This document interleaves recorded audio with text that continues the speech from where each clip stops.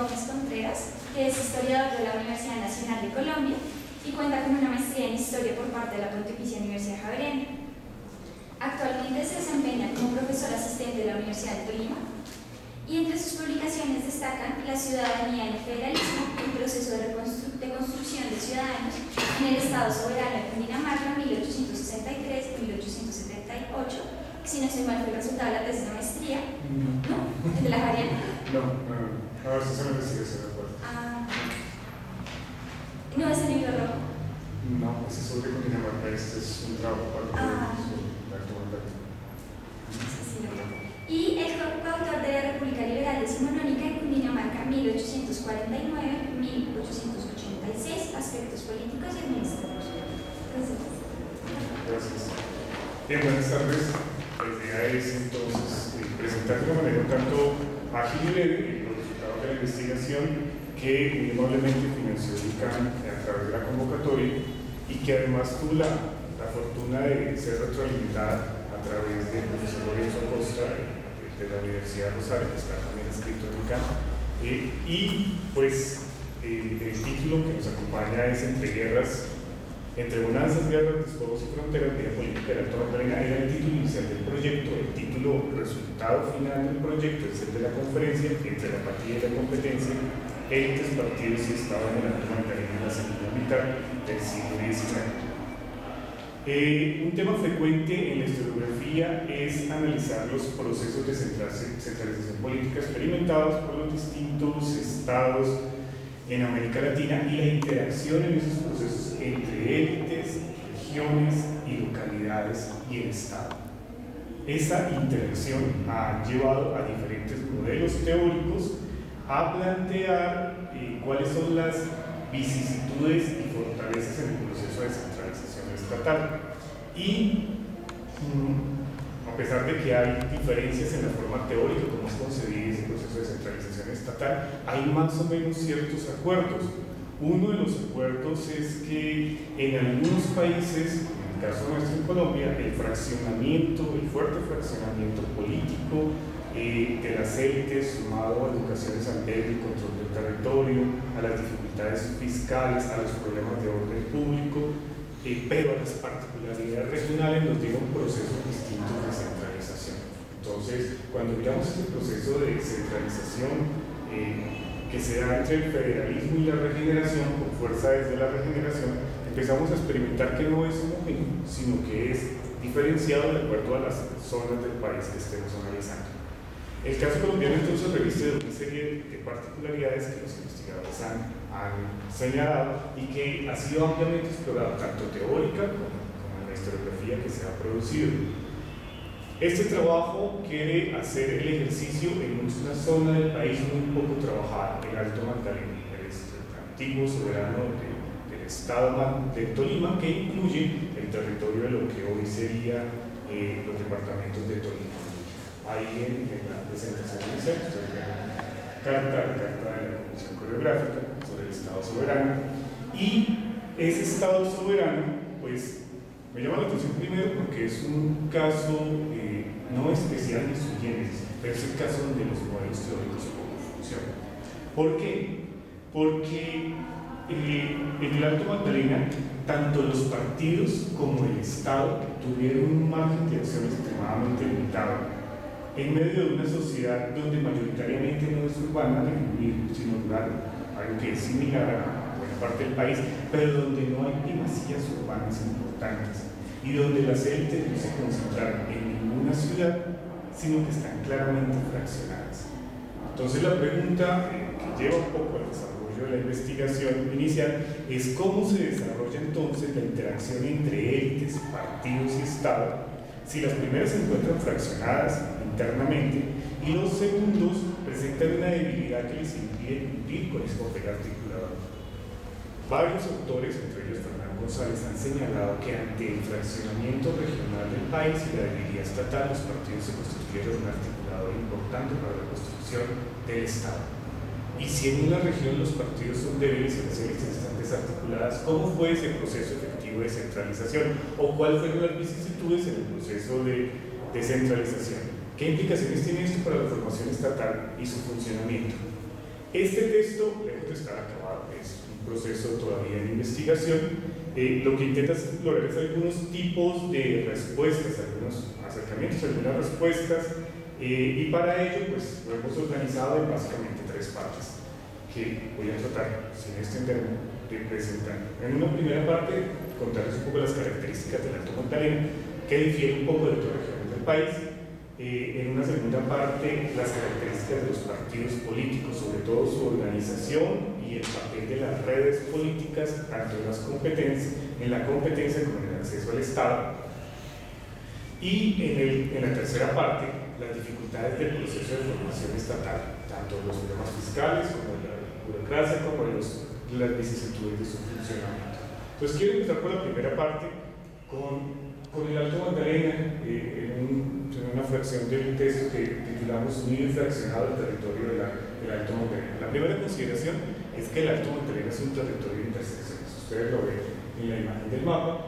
El Alto Magdalena está en medio de las regiones que se consolidaron políticamente de manera importante, tanto económica como políticamente, que es el noroccidente, liderado por la zona antioqueña, el suroccidente, donde tuvo importancia tanto las élites de Popayán como las élites que surgen alrededor del Valle del Cauca, entre ellos que van a constituir después de la ciudad de Cali. Y por otra parte está la región cundiboyacense, donde se consolida obviamente Bogotá como capital del país. Y el Alto Magdalena está en medio de las 3 y se constituye una región atravesada por caminos, donde se comunica el suroccidente con el noroccidente, pero ambos se comunican al mismo tiempo con el centro del país. Entonces es una zona de constante interacción que, sin embargo, va a experimentar algunos procesos particulares. El primero de ellos, a pesar de que los caminos atraviesan la región del Alto Magdalena, no está unificada en un mercado interno que sea propio del Alto Magdalena. Es decir, la función un poco de los caminos es servir como región de tránsito, pero las diferentes poblaciones y redes comerciales son débiles en sus poblaciones, lo que hace que no se constituya un mercado interno regional como en otras zonas del país. Lo segundo, que es una región con constantes procesos de colonización, tanto en la cordillera central como en una parte de la cordillera oriental. Entonces, esa colonización tiene diferentes frentes y es una colonización con un modelo distinto a como se ve en la zona antioqueña, y muy bien analizado y retratado por el profesor Ernesto Barr en su trabajo que nos tengan en cuenta, en donde muestra que es una colonización especialmente a partir de aldeas. Y eso también le da una particularidad, una colonización por aldeas en constante confrontación con élites locales, porque además el Alto Magdalena es la región de explotación de productos agrícolas que están muy propensos y cercanos a articularse al mercado internacional. Entonces en el Alto Magdalena se produce tabaco, quina, caucho, café. Y existe la inversión constante de capital en estos negocios por parte de élites de otras regiones. Entonces vienen antioqueños, bogotanos y caucanos regularmente a invertir en la región, pero son capitales que llegan, aprovechan la bonanza y se van. Son élites que manejan sus negocios desde sus regiones, mientras que las élites del Alto Magdalena, fraccionadas, no ubicadas en una ciudad en específico, en múltiples poblaciones como las que estamos viendo en el mapa, no se logran concentrar y se ven en ocasiones en clara competencia, al mismo tiempo que se articulan y están en competencia con élites de otras zonas del país.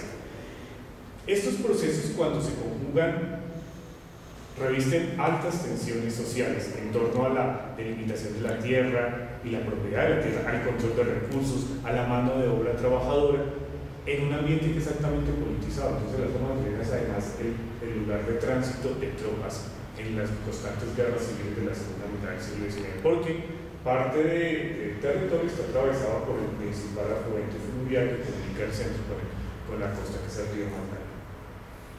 Esa posición estratégica del Alto Magdalena, pero su marcado fraccionamiento, hace que el Alto Magdalena no se constituya como una región, entendiendo la región como un un territorio con unas características que le dan cierta homogeneidad cultural, social, liderado por unas élites que han construido un discurso, un imaginario articulados a través del mercado interno, por una red de ciudades donde ejercen control sobre la población. Eso no existe en el territorio. Existe un territorio fraccionado, atravesado por múltiples caminos, no cohesionado, donde sí hay una característica bien importante, y es que las fronteras político-administrativas han variado poco desde la última parte del siglo XVIII hasta buena parte del siglo XIX. Eso lleva a pensar que el Alto Magdalena puede ser entendido como una región político-administrativa, donde sus fronteras políticas en el transcurso del siglo XIX tienen pocas variaciones, y donde después del proceso de centralización estatal a finales del siglo XIX se va a convertir en los departamentos de Huila y Tolima. Entonces es, de esa manera, un territorio fraccionado, intersecciones, con un control político, económico y cultural por parte de las élites y del Estado muy limitado, y con una apatía de la población frente tanto a los partidos como a la acción estatal.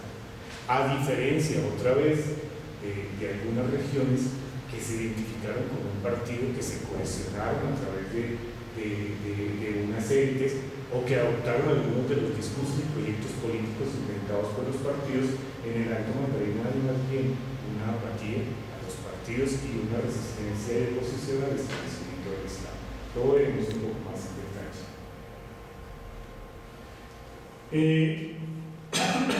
Rápidamente, si esas son las características iniciales, al mirar la configuración estatal en relación con el territorio, con el relieve, el Alto Magdalena puede presentar algunas similitudes pero unas claras diferencias. Por razones de tiempo no podríamos presentar en este momento las características de cada uno de los estados soberanos que han presentado la historiografía, pero tenemos 9 estados soberanos, cada uno con unas dinámicas muy distintas, y lo que voy a tratar de hacer muy rápidamente es mostrar algunas similitudes y diferencias del Alto Magdalena con otros estados del país. Entonces, en principio, ya he mencionado que las élites no se concentran ni ejercen hegemonía desde una ciudad específica, diferente por ejemplo a Cundinamarca, donde las élites se concentran tempranamente en Bogotá. Diferente, por ejemplo, a la región antioqueña, donde las élites se concentran también en ciudades como Medellín, Envigado, Río Negro, y hay una interacción interesante de élites diferente al suroccidente, donde Popayán va a ver cómo la competencia política que va a ir marcando ciudades emergentes como Cali, o diferente a la costa, donde Santa Marta, Cartagena mantienen una pugna interesante a la que va a sumar posteriormente Barranquilla, entre otros grupos de poblaciones. Aquí no. Aquí las élites en el norte del Tolima están entre Honda, entre Ibagué, entre Amalema, que tiene un fuerte nivel económico. En el suroccidente están en Chaparral, en Garzón, en Gigante, en Neiva. Y además son élites que están claramente fraccionadas y fuertemente divididas por razones políticas. Ese fraccionamiento de élites, si bien es común a otras regiones, es también un tanto distinto de regiones como el noroccidente, donde historiadores como Luis Javier Ortiz nos han mostrado a través de sus trabajos que las élites en Antioquia sí lograron articular un discurso coherente, creando todo un imaginario de pertenencia hacia la región de la mano de la Iglesia Católica, que si bien no obtuvo en Antioquia un enorme poder económico, sí tiene, por otra parte, una interesante influencia política, social y cultural. Entonces, las élites antioqueñas logran cierto sentimiento de cohesión y de redes sociales que van articulando la región antioqueña. En Bogotá, las élites logran intentar proyectarse a nivel nacional y se cohesionan a pesar de sus diferencias políticas. No generan sentimiento de identidad regional, pero sí generan un fuerte sentimiento de identidad con la ciudad de Bogotá. Y en las otras regiones en general hay casos en donde las élites han logrado ir consiguiendo y ganando algunos sentimientos de identificación, si se quiere, de comunidad imaginada los territorios en donde están haciendo presencia. No es el caso entonces del Alto Magdalena.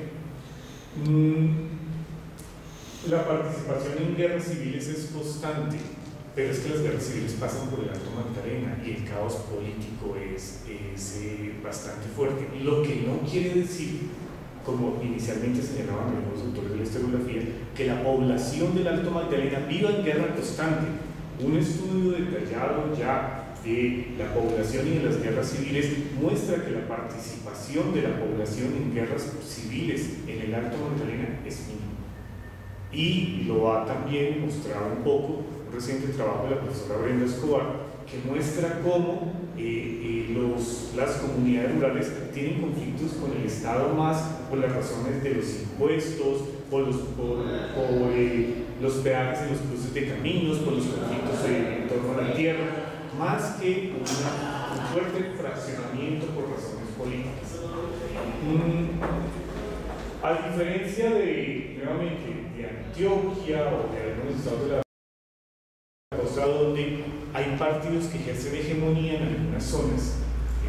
En Cundinamarca, por ejemplo, el occidente de Cundinamarca tiende a ser de filiación liberal, mientras que el occidente de Cundinamarca tiende a ser fuertemente conservador.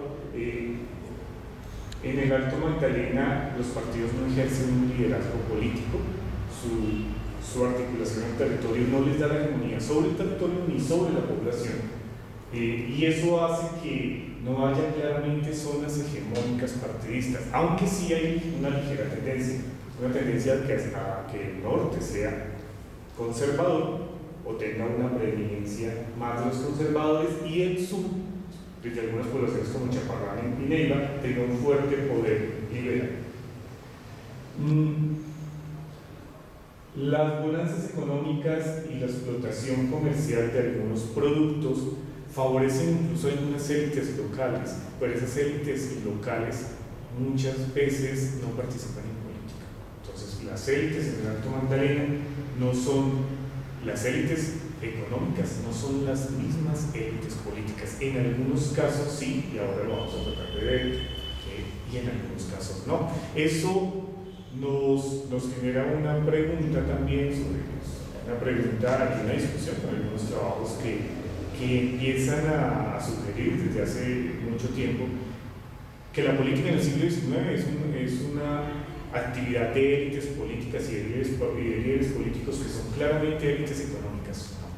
En los partidos políticos, el papel de los intermediarios de sectores medios tanto en la participación de la estructura de los partidos como en la articulación con el Estado vital. Esto entonces nos llevaba a plantearnos un reto: ¿cómo abordar los partidos políticos en el Alto Magdalena? ¿Cuál podría ser la estrategia para no terminar haciendo una historia de las élites y una historia de las cabezas visibles de los partidos, que es lo que regularmente aparece en muchos trabajos de historia política?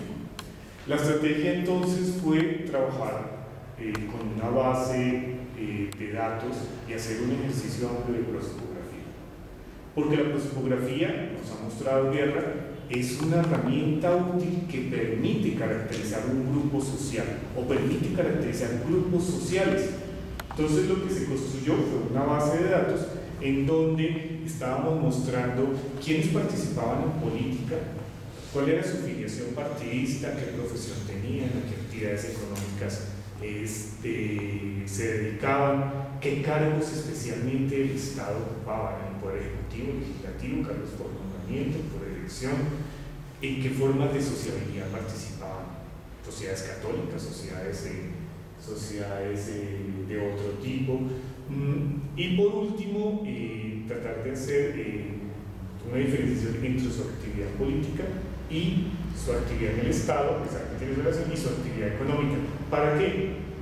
Para ocuparnos un tanto de los partidos políticos en relación con el Estado en el Alto Magdalena. Ese ejercicio arrojó una base de prosopografía de cerca de 990 individuos. Buena parte de ellos participaban en el Estado, otros inclusive participaban en el Estado sin tener claramente definido un partido político. pero fue la herramienta que permitió una aproximación clara a los partidos y que empezó a caracterizar y a desmontar algunos de los elementos que la historiografía de la región ha señalado a partir de los años 80 y 90. Entonces empezamos a ver un fuerte fraccionamiento político, una débil adscripción partidista. ¿Por qué es débil la adscripción partidista? Había mencionado ya algunos elementos. El primero, el que es un territorio de población rural, en donde las élites ejercen poco control social, hay poca cohesión en torno a las élites y no hay una función efectiva de los partidos, ni en su estructura ni en su organización, que permita copar el territorio. Por eso la gente empieza particularmente a distanciarse un poco de los partidos. Es mínima la participación en comparación con otras regiones. Si uno lo compara con Dinamarca, o si lo compara con Antioquia, o si lo compara con Santander o con el Cauca, pues la participación en los partidos políticos aquí es extremadamente débil. Y por otra parte, las fuertes tensiones sociales se van a resolver y se van a enfrentar, resolver y se van a desarrollar no a través necesariamente del partidismo político. Algunos autores han señalado que hay acciones políticas que no necesariamente están asociadas a los partidos políticos. Entonces, las acciones de algunos colonos, las acciones de algunos pobladores urbanos que discuten con el Estado, se enfrentan en ocasiones con algunas élites, tienen disputas entre sí, no necesariamente revisten acciones partidistas, pero sí pueden ser acciones políticas.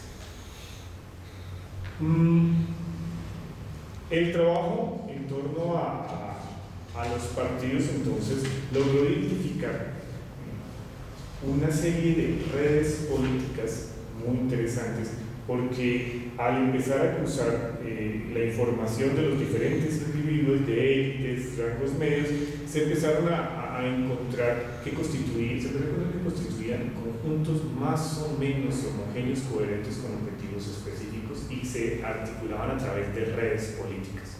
Algo que es muy común en el siglo XIX, pero que hasta ahora empieza, a partir de lo que intenta hacer la nueva historia política, a llamar la atención de los historiadores, analizar los partidos no como grandes conjuntos donde solamente son visibles los dirigentes y las élites, sino analizar la estructura interna de los partidos y quiénes son efectivamente los que hacen el partido, los que componen, y ahí ocupan un lugar importante, sí, de acuerdo, tanto las élites, pero también los intermediarios y las personas que militan en los partidos.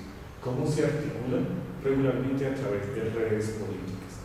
Esas redes políticas arrojadas por la prosopografía nos llevó a mostrar, por ejemplo, que en el norte del Tolima, algunas familias importantes como los Caicedo, en donde estaban los hijos los hermanos Domingo, Manuel y Francisco, hacían coaliciones políticas con la familia Cansabianca, con Maximiliano Neira Diago, con Luis Vicente González, con Edmundo Vargas, una serie de individuos de élite, algunos de cuyos apellidos aún son muy importantes hoy en el norte del Tolima, y se articulaban en redes que se asociaban para ir copando en ocasiones la administración estatal, no siempre en común acuerdo, muchas veces en constante disputa entre ellos, lo que señala también una característica de la política en el siglo XIX. La competencia no es solamente entre partidos,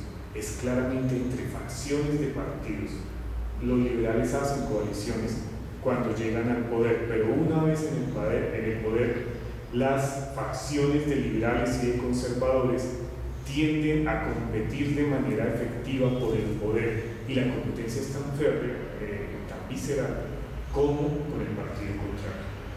Estas redes partidistas entonces estuvieron lideradas por Manuel Casabianca, por momentos por la familia Caicedo, sobre todo para el caso de los conservadores, y en el Partido Liberal estuvieron un poco lideradas por individuos de menos renombre, porque los líderes del Partido Liberal en el Alto Tolima tuvieron más una proyección nacional, especialmente José Hilario López, y quien vino del Cauca y tomó un poco las riendas de la dirección liberal en el Tolima es Tomás Cipriano Mosquera, que obviamente ustedes conocen tiene una alta proyección nacional. Entonces el Partido Liberal estuvo en manos de individuos como Asisto Molano, Belisario Esponda, Pío Triana, Guillermo Vila y Eugenio Castilla.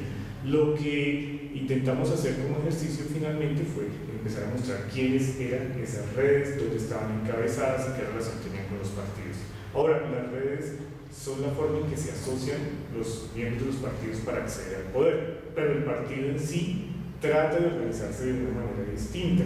Los partidos intentaron organizarse aquí en el Alto Magdalena, como en otras regiones, a través de juntas de directores del partido, una comisión de notables que eligiera el partido, y esa comisión de notables articulada a una comisión de notables locales. Entonces los partidos, tanto liberal como conservador, trataron de tener la misma estrategia: empezar a tener unos notables, identificar algunos notables copartidarios en las principales localidades, que esos notables locales constituyeran una junta local, que luego se articularan a una junta en la provincia y que luego se constituyera un gran directorio a nivel del partido en el Alto Magdalena. Suena bien, pero no funciona. ¿Por qué? Porque los notables locales regularmente tienen disputas entre sí, y como son élites fraccionadas y no están jalonando hacia el mismo objetivo, entonces desde lo local, y cuando se juntaban con otras élites, la famosa junta de gobierno de partido que intentaba representar a liberales o a conservadores en el Estado soberano terminaba regularmente en fuertes fraccionamientos y rivalidades personales. Entonces, algunos textos de la historiografía en el Alto Magdalena señalan, por ejemplo, que Manuel Casabianca fue el regenerador del Tolima. Y cuando se estudia en detalle a Manuel Casabianca, se encuentra que Casabianca incluso renuncia a la elección del Partido Conservador porque sus copartidarios no lo apoyan, sino están claramente fraccionados entre sí. Pero que además organizar el Partido Conservador al interior del Alto Magdalena genera un enorme desgaste político, porque genera enemistades, rivalidades, y no se logran articular en un organismo centralizado, tanto a nivel regional ni en comunicación con otros estados. Ahora, lo que sí muestra la fotografía es que buena parte de los líderes de los partidos mantienen correspondencia efectiva con pares, directores de partido o élites, dirigentes políticas de otras ciudades. El caso de Casabianca mantiene una correspondencia muy fuerte con los directores del Partido Conservador de Bogotá y con algunos amigos políticos en Antioquia y en Cauca. En el caso del Partido Liberal, también sus líderes mantienen una correspondencia constante, y a través de la prensa hay una comunicación efectiva que por lo menos nos lleva a pensar en algunas estrategias comunes para acceder al Estado y mantener el control político. El desorden de los partidos pues se va a reflejar en las vicisitudes de la formación estatal. Si los partidos están claramente fraccionados y están en disputa constante, pues el Estado va a tener serias dificultades para consolidarse en el Alto Magdalena. Un poco de títulos y capital de coerción, las vicisitudes de la formación estatal, le hace un poco el juego a lo que Charles Tilly planteaba, y es que el Estado empieza a constituirse a partir del control del capital, la coerción y con la ayuda de la acción colectiva.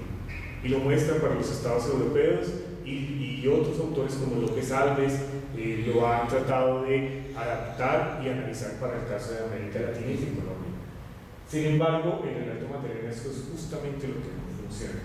Entonces, sin capital. ¿Por qué sin capital? Porque si en el Estado en la segunda mitad del siglo XIX en Colombia es pobre, en el Alto Magdalena es muy pobre. La posibilidad de mantener un flujo constante de ingresos que le den una estabilidad fiscal es relativa y y es muy complicada, empezando porque las élites se oponen incluso al cobro de varios de estos cobros, y la población, la base de la tributación no es muy alta. Eso obviamente los problemas fiscales afecta la posibilidad de mantener una burocracia que ocupe los cargos que se necesitan tanto a nivel local como a nivel en general de la Oficina Central del Estado, y pues esa debilidad burocrática se suma además a que si los cargos son entonces de tipo obligatorio, la gente rehuye participar en el Estado. Usted cuando está en una localidad de más o menos de importancia y ofrecen algunos cargos públicos, los cargos no son remunerados y la gente tiene que dejar de hacer sus actividades diarias para cumplir con el compromiso de ocupar uno de estos cargos, pues obviamente no es atractivo para la mayor parte de la población. Cuando son remunerados, los pagos se demoran y el pago no es significativo. Entonces la competencia por el Estado, si bien es un objetivo de los partidos, no es una competencia que esté marcada por la posibilidad que vea la sociedad de ascenso social a través del Estado. Lo que es distinto en algunas zonas como Cundinamarca, todos los estados soberanos tienen problemas fiscales, pero en algunas zonas como en Cundinamarca, jóvenes de algunos pueblos ven en el acceso al Estado la posibilidad de un trabajo estable que les permita un ascenso social. Esta circunstancia no se está dando en el Alto Magdalena, por lo tanto la gente le rehuye el trabajo del Estado, le rehuye ocupar cargos públicos y las debilidades fiscales no favorecen que haya efectivamente un respaldo a la actividad estatal. Imposibilidad de monopolio y la coerción, y eso explica por qué la cantidad de conflictos, pero además de confrontaciones incluso al interior de las autoridades estatales. Un ejemplo, mientras Tolima está siendo conservador en la década del 70, Cundinamarca tiene una hegemonía liberal. Se supone que las fronteras entre los estados se respetan, que un estado no pasa con tropas, el estado de Cundinamarca no puede pasar con sus tropas al estado soberano del Alto Magdalena y viceversa. Sin embargo, en el juego político, el partido liberal en Cundinamarca apoya a disidentes del estado soberano del Tolima, y estos disidentes se le pasan por la ribera del Magdalena, en el pueblo de Amalema, por ejemplo, haciendo escaramuzas armadas, tomándose las poblaciones, van hasta Honda, Mariquita, y cuando viene el ejército federal cuando viene el ejército del Alto Magdalena, entonces se pasan a Cundinamarca rápidamente, que solamente cruzan el río, ¿cierto? Y el ejército del Alto Magdalena entonces no puede pasar la frontera porque entonces tendría un conflicto contra Cundinamarca. Entonces en las constantes disputas, las autoridades del Alto Magdalena, el presidente, le mandan notas de protesta al presidente de Cundinamarca que dice, no, mire, por aquí no han estado, o que diluye el asunto, pero hay un claro apoyo y un juego político para sabotear el conservatismo en el Alto Magdalena por parte de Cundinamarca. Las disputas también se dan con el Estado soberano de Antioquia, cuando al contrario es el Alto Magdalena liberal y Antioquia es conservador. Entonces esas disputas vuelven y juegan y hay una imposibilidad del gobierno de la Unión de ejercer la posibilidad de arbitrar, porque los recursos de la Guardia Colombiana son limitados y está un poco supeditado el juego político de los partidos.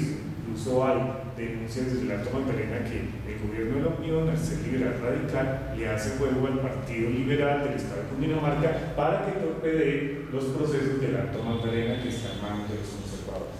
Esa constante incertidumbre política, pues el Estado del Alto Magdalena se vuelve caótica. Para que ustedes tengan una breve idea, solamente entre 1861 y 1867, en 6 años, se constituyeron 18 presidentes en el Estado Soberano del Tolima, en el término de 6 años, lo que nos habla de una inestabilidad política enorme. Se proclamaron 3 constituciones y la capital es trasladada en 4 ocasiones, solamente en el término de 6 años. Durante los años siguientes, la capital se va a seguir trasladando, el cambio de presidente no es tan continuo, pero sin embargo el Alto Magdalena va a experimentar pocos periodos de relativa paz política. Intentando como ir cerrando la presentación, entonces estaríamos tratando de plantear que en principio el Alto Magdalena es una región fraccionada, de tránsito, sin primacías urbanas, con unas élites locales débiles, un poco supeditadas a los intereses de otras élites que han invertido en la región. No se constituyen claramente como dominadoras a través de una localidad en específico, están fraccionadas y divididas políticamente, pero el partidismo político es débil y la posibilidad de mantener el control social es escaso. ¿Cómo se construye un Estado centralizado con esas características? Si el Estado en el siglo XIX es caótico, en algunos momentos entre el federalismo y la regeneración, en el Alto Magdalena el Estado es extremadamente débil y los mecanismos de coerción, control del capital, son no solamente débiles, sino por momentos inexistentes. No será entonces una casualidad que el Alto Magdalena sea una de las zonas conflictivas para la Guerra de los 1000 días, y no será entonces casualidad que durante el transcurso del siglo XX parte del Alto Magdalena experimente procesos de colonización nuevamente conflictivos, en donde van a surgir a mediados del siglo XX movimientos campesinos que van a dar origen a la Estado. Lo que estamos tratando de sugerir es también algo que han señalado autores como Brenda Escobar, es que desde mediados del siglo XIX el Alto Magdalena se constituye en un territorio con una débil presencia del Estado, con unos problemas estructurales muy fuertes, en donde los partidos políticos tradicionales difícilmente lo copan, y se convierte en una zona de conflicto que dará, además de los procesos que intentamos visualizar en esta breve exposición, unos procesos un poco más difíciles que veremos en la segunda mitad, en la primera y en la segunda mitad del siglo XX. Obviamente, por las razones del tiempo, porque trataba de hacer un pequeño rebocas y presentación, en una línea general de una investigación que ha financiado el ICANN y que esperamos que pueda ser publicada inicialmente parcialmente en 1 o 2 artículos y posteriormente recogido en otro tipo de publicación que para ver como resultado un libro. Creo que hasta ahí abriría entonces el espacio para dudas, comentarios o preguntas que ustedes quieran realizar.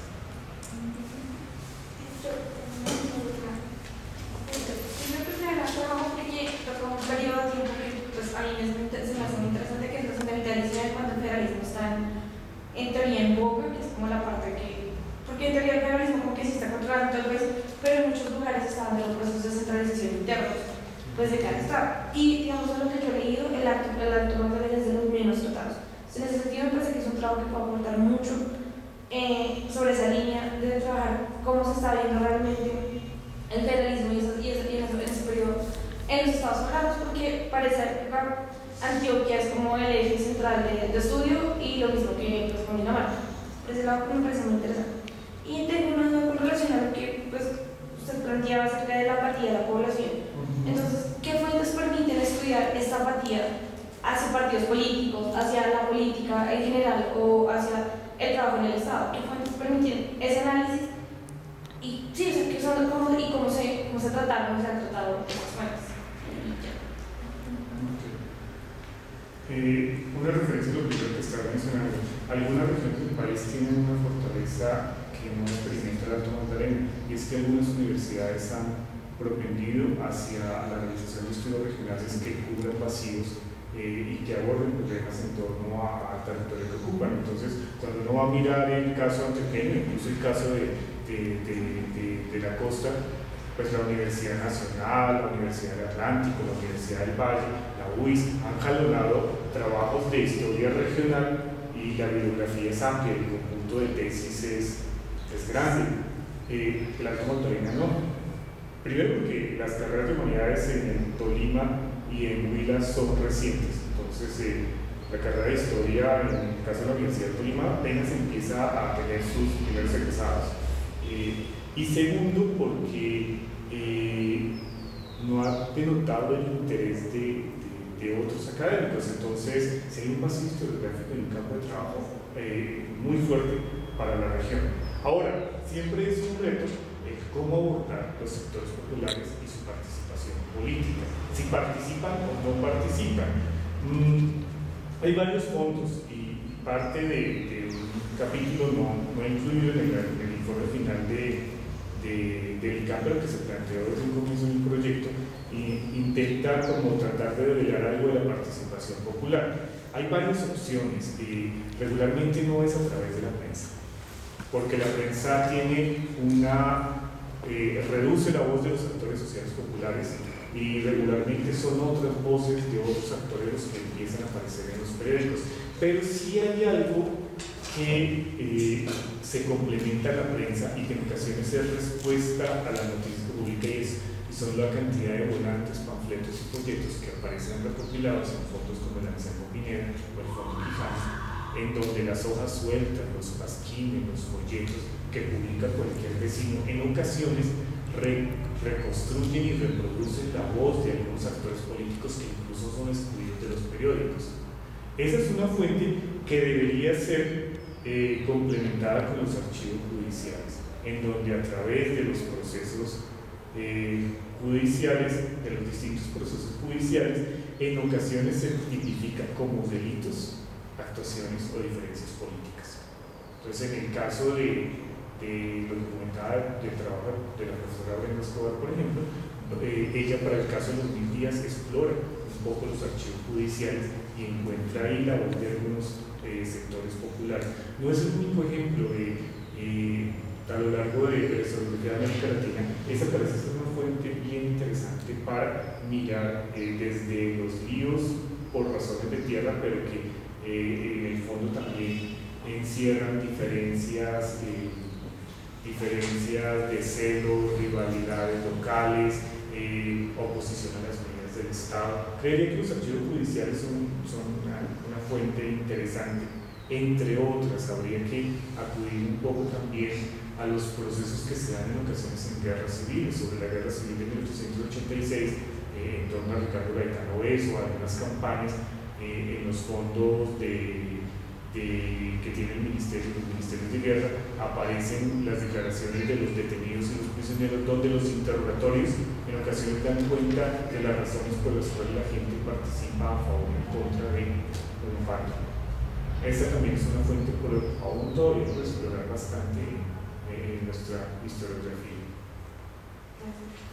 Tengo una pregunta, y es, tú mencionaste esas nuevas sociabilidades y estos grupos católicos. Yo quería preguntarte a partir de la posopografía, si tú hallaste estos grupos y si estos grupos de alguna manera tenían alguna filiación política o simplemente tenían como... Están varios de los grupos que están asociados a partidos. Entonces, consigues en el Alto Magdalena clubes políticos.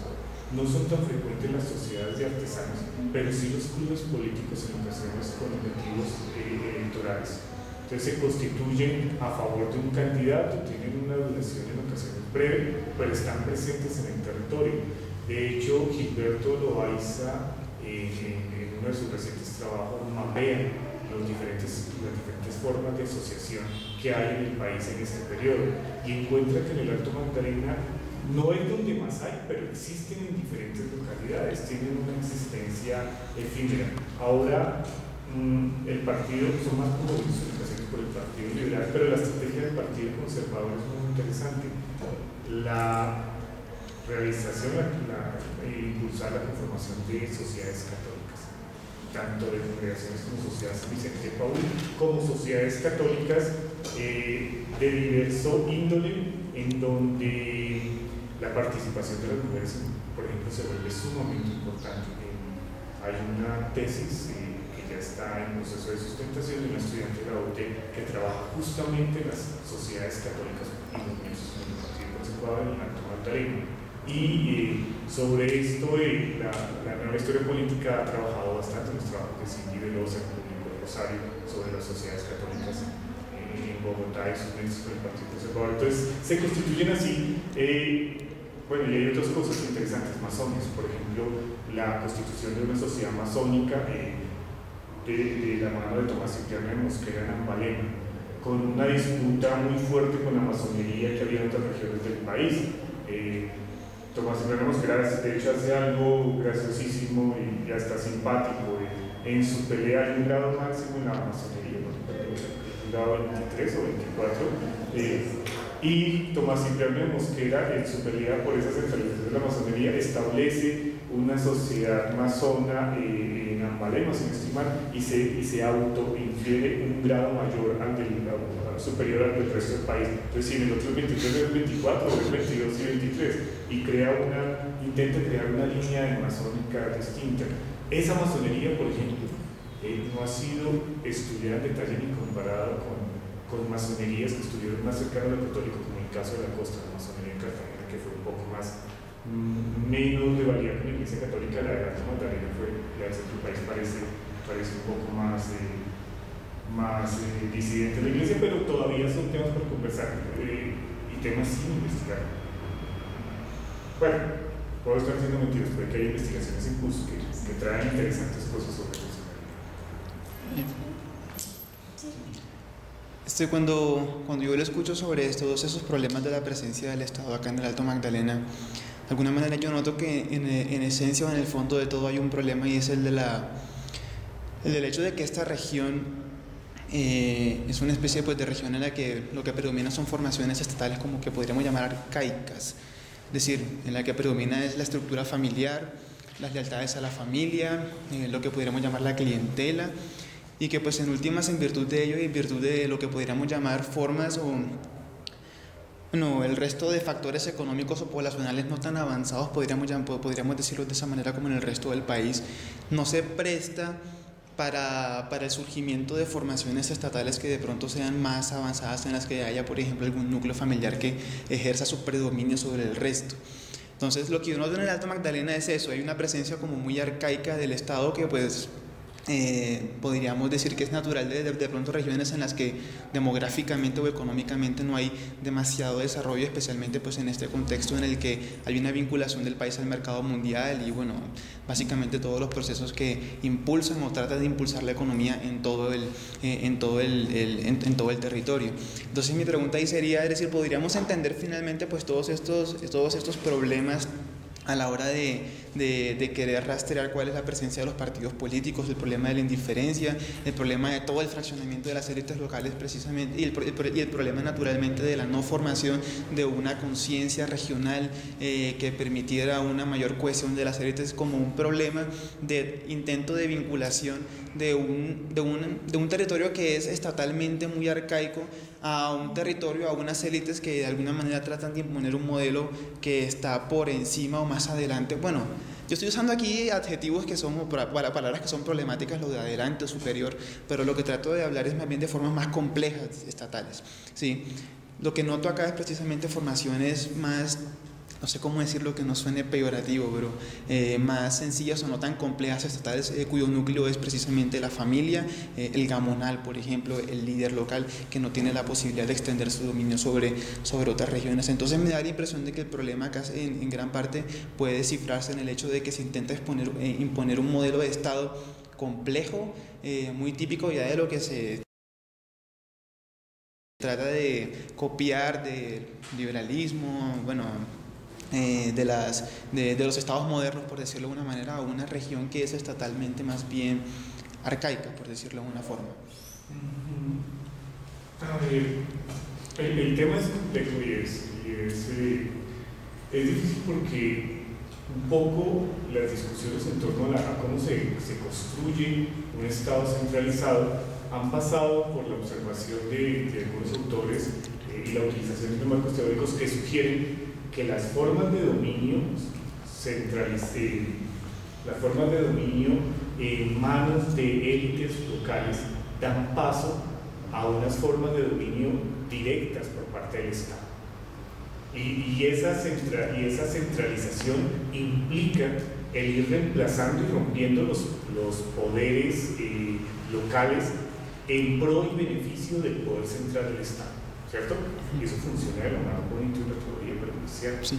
porque el proceso de centralización estatal que nosotros vivimos con la regeneración implicó que el Estado negociara con las élites locales y regionales para poder implementar el Estado. Entonces, eso hace que definitivamente los modelos teóricos sean muy interesantes, pero tienen que ser contextualizados y puestos en discusión con las dinámicas regionales que nosotros tenemos para el siglo XIX. Pero por otra parte, en el Alto Magdalena, esos poderes fuertes, locales, regionales de las élites no se dan como tal, son débiles, por fenómenos que estábamos mencionando. Sí hay poder de algunas élites y están claramente identificadas y tienen algunas clientelas y representación local, pero no dominan los antojos de las localidades, ni dominan los antojos de la región, porque fenómenos como la colonización constante, la no identificación de muchos sectores sociales, campesinos, pobladores urbanos, con las élites, la apatía a los estados y la apatía también a los partidos políticos les da un campo y un margen de acción limitado. Entonces, en ese caso, en el Alto Magdalena lo que estamos viendo es que el Estado no reemplaza un poder preexistente que es muy débil, pero tampoco construye otro. Lo que empieza a generar, uno podría pensar, podría aplicarse en cierto grado el concepto de centralización incompleta o centralización relativa, pero inclusive la centralización relativa implica cierto grado de centralización que se da de manera muy particular en el Alto Magdalena y menos en relación con otros estados del país como Cundinamarca, Antioquia, Cauca. Los procesos de centralización son